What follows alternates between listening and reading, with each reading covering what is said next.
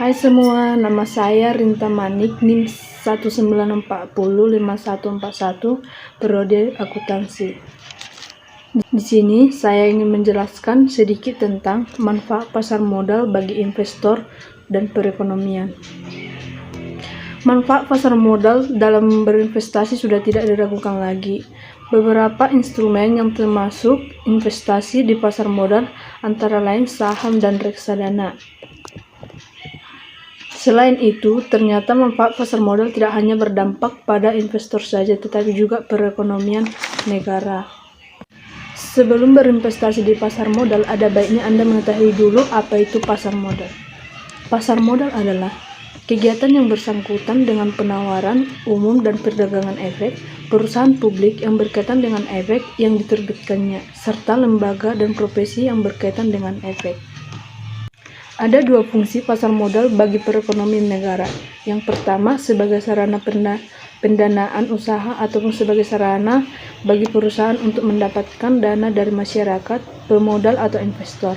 Yang kedua, sarana bagi masyarakat untuk berinvestasi pada instrumen keuangan seperti saham, obligasi, reksadana, dan instrumen pasar dan modal lainnya. Selanjutnya, manfaat pasar modal bagi negara. Yang pertama, salah satu sumber pendapatan negara. Manfaat pasar modal bagi negara adalah sebagai salah satu sumber pendapatan negara.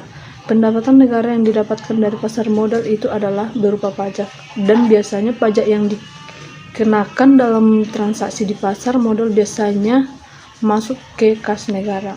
Yang kedua, membantu menjalankan roda perekonomian. Ini maksudnya adalah dengan bertumbuhnya investor yang membeli saham perusahaan yang terdaftar di pasar modal, maka perusahaan tersebut memiliki pendapatan untuk mengekspansi bisnisnya lebih luas lagi. Yang berikutnya, manfaat pasar modal bagi negara adalah bisa menarik investor asing untuk berinvestasi di dalam negeri. Jika pasar modal dikelola dengan baik, maka investor asing akan tertarik untuk menanamkan modalnya di Indonesia. Selanjutnya, manfaat pasar modal bagi investor dan masyarakat. Yang pertama, mendapatkan keuntungan. Salah satu keuntungan didapatkan adalah dividen dari investasi di pasar modal dalam bentuk saham. Apabila saham yang kita investasikan nilainya terus meningkat di pasar modal, akan menjadi keuntungan yang sangat besar. Yang kedua, menambah alternatif investasi.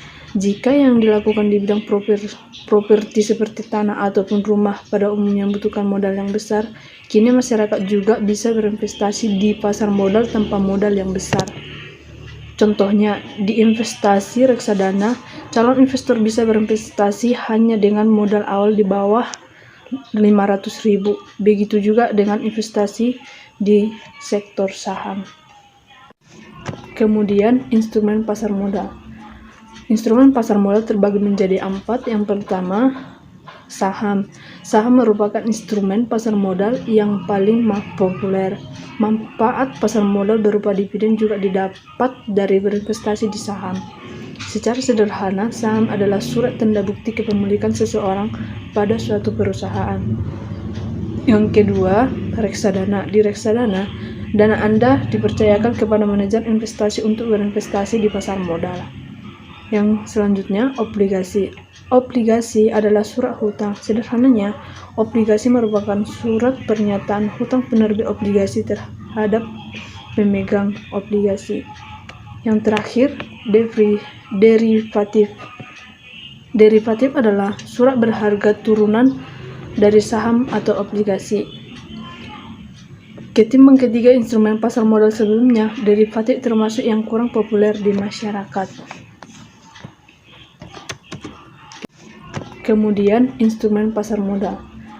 Instrumen pasar modal terbagi menjadi 4. Yang pertama, saham. Saham merupakan instrumen pasar modal yang paling populer. Manfaat pasar modal berupa dividen juga didapat dari berinvestasi di saham. Secara sederhana, saham adalah surat tanda bukti kepemilikan seseorang pada suatu perusahaan. Yang kedua, reksadana. Di reksadana, dana Anda dipercayakan kepada manajer investasi untuk berinvestasi di pasar modal. Yang selanjutnya, obligasi. Obligasi adalah surat hutang. Sederhananya, obligasi merupakan surat pernyataan hutang penerbit obligasi terhadap pemegang obligasi. Yang terakhir, derivatif. Derivatif adalah surat berharga turunan dari saham atau obligasi. Ketimbang ketiga instrumen pasar modal sebelumnya, derivatif termasuk yang kurang populer di masyarakat. Jenis-jenis instrumen derivatif ini terdapat beberapa di pasar modal dengan karakteristik yang berbeda-beda. Yang pertama, opsi. Opsi adalah jenis derivatif yang dikeluarkan oleh suatu pihak atau lembaga untuk memberikan hak kepada pihak tertentu untuk menjual atau membeli saham pada saat momen harga yang telah ditentukan sebelumnya. Yang kedua itu right.